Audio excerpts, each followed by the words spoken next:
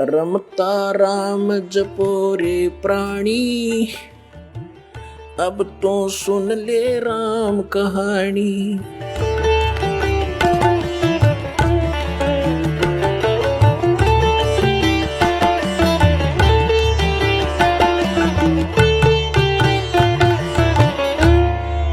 तो प्रसंग चल रहा है कि हम उस स्थान को भूल गए जहां जाकर हम सदा सुखी रहेंगे, और हम सभी पहले वही रहते थे।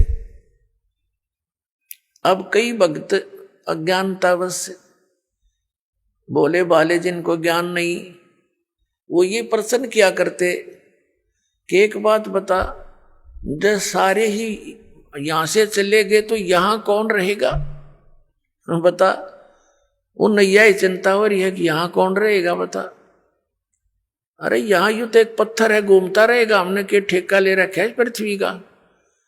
ये मंगल ग्रह जो चांद और ये सारे धक्के खाने लग रही है, फिर जागा हम अपने सतलोक में चलेंगे। इसकी हमने क्या क्या करना? ये तो जिसका हुआ आप संभालेगा इसने।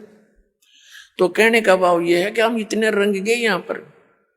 जैसे एक भक्त बोला बाला, उसके घर उसकी पत्नी बहुत बीमार थी, पर बहुत समस्या में थी, हर तरह से तकलीफ थी। परमात्मा की दया हुई, दीक्षा ली, भगवान की कृपा से वो स्वस्थ हुई। उसको समझाने लगे, भाई नाम ले ले भक्त, नहीं तो भक्ति ना करने से पशु बनोगे, जोटा बनेगा। वो जोटा बुग्गी ले रहा था। उससे कहा, भाई फिर जोटा बनेगा तो न्यू बोला, महाराज जी जोटा भी तो बनना चाहिए, फिर बुग्गी में कौन चलेगा? इसने बुग्गी की चिंता हो रही। मैं कहा अच्छा भाई, तो बुग्गी खातिर कर ले काम। फिर उसे उपदेश ले लिया उसने। लेकिन हमारी धारणा ऐसी बनी हुई है कि यहां ऐसे कैसे होगा। तो पुण्यात्माओं, परमात्मा की इस मार्ग को बहुत गहराई से समझो। जिस उद्देश्य से परमात्मा स्वयं आते हैं उस अच्छे लोक से इस गंदे लोक में आपके लिए, तो ये कितना इंपॉर्टेंट काम होगा। एक ऐसे वैसे तो भगवान इतनी दूर से आए नहीं, आपको ये ज्ञान देने के लिए कि तुम यहाँ के रहने वाले नहीं हो, सतलोक में एक बहुत सुख है, और जिस सुख को तुम यहाँ खोज रहे हो ये तुम्हें 1000 लाख करोड़ वर्ष खोजते रहो तो नहीं मिले, एक जन्म की तो बात छोड़ो। और यहाँ क्या हालत है तुम्हारी, उससे हमें परिचित कराते हैं। उधर से काल के दूत भी अपनी खूब काल प्रेरणा से अज्ञान का प्रचार सपरे कर रहे हैं जगह जगह। अपने आत्माओं, परमात्मा ने आकर हमें इसलिए ये ज्ञान दिया क्योंकि हम उनके बच्चे हैं। और ये जो काल हमारा दुरुपयोग कर रहा है, हम इसके बच्चे नहीं हैं।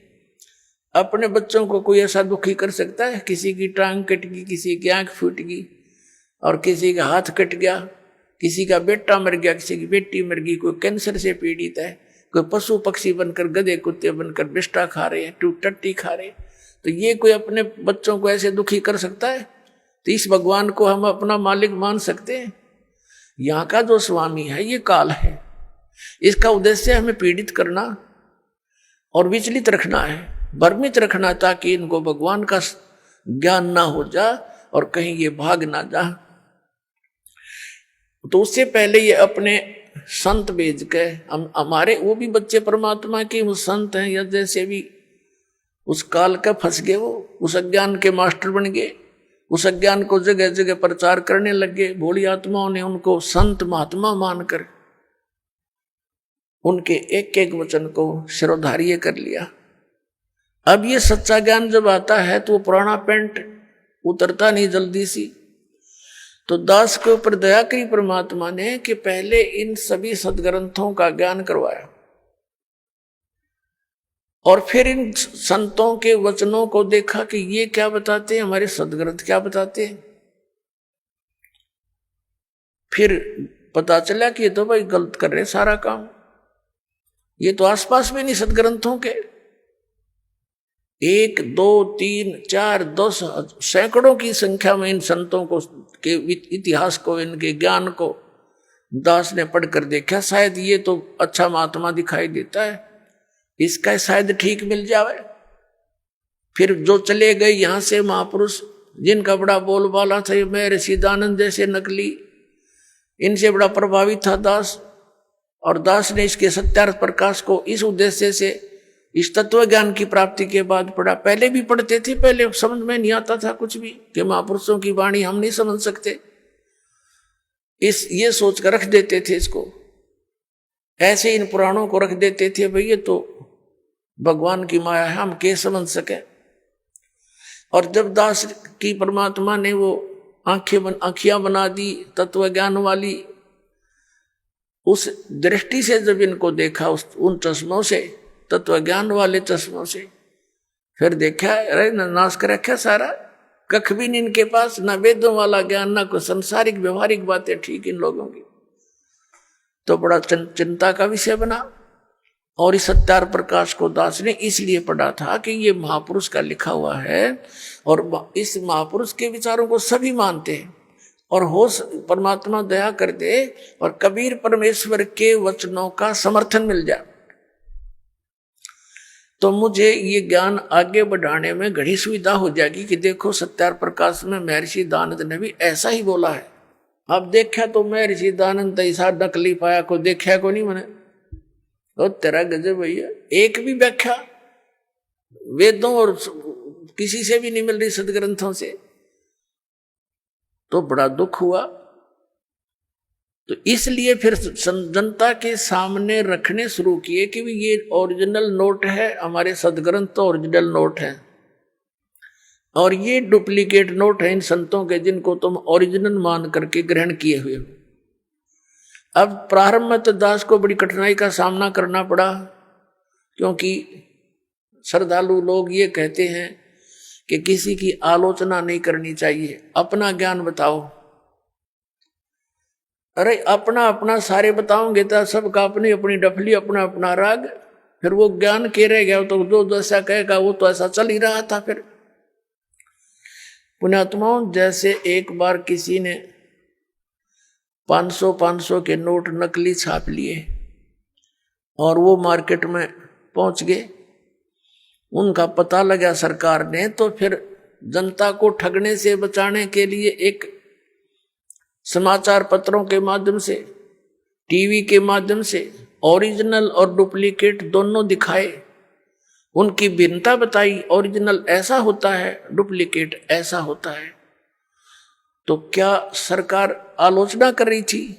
एक महापरोपकार कर दिया ना, लाखों लोग ठगे जाते, गरीब व्यक्ति मारे जाते, जिनके 5-7 हजार रुपये होते हुए ठग नकली कागजों में लग जाते। तो पुण्यात्माओं, दास का यही प्रयत्न समझ लेना, ये पूरा विश्व याद किया करेगा इस दास को। ठीक है, दास को बहुत कठिनाइयां आई हैं,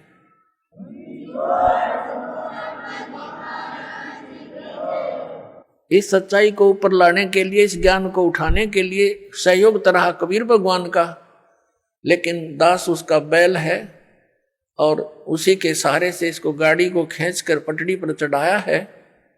पहले तो खाचे में कीचड़ में डाल रखी थी और इसमें बहुत से संकट दास के ऊपर आए हैं। साथ में हमारे बच्चे जो परिचित हो गए थे, उन्होंने बड़ा सहयोग दिया अपने बहन भाइयों को समझाने का, वहाँ तक ये संदेश भगवान का पहुँचाने में बहुत सहयोग दिया है। और आपका भी फर्ज बनता है, ये सच्चाई है और सच्चा ज्ञान है, इससे पूरे विश्व में शांति होगी। प्रत्येक प्राणी का कर्तव्य बनता है पहले आप अच्छी तरह समझे दास के विचारों को और शब्द ग्रंथों को और उन महापुरुषों के विचार जो दास आपके रूबरू कराता है कि उन महापुरुषों ने भी ऐसी साधना की, उनसे उनका मोक्ष हुआ, तो उनको अच्छी तरह समझकर फिर आप लगो और साथ में औरों को भी ट्राई करो प्यार से।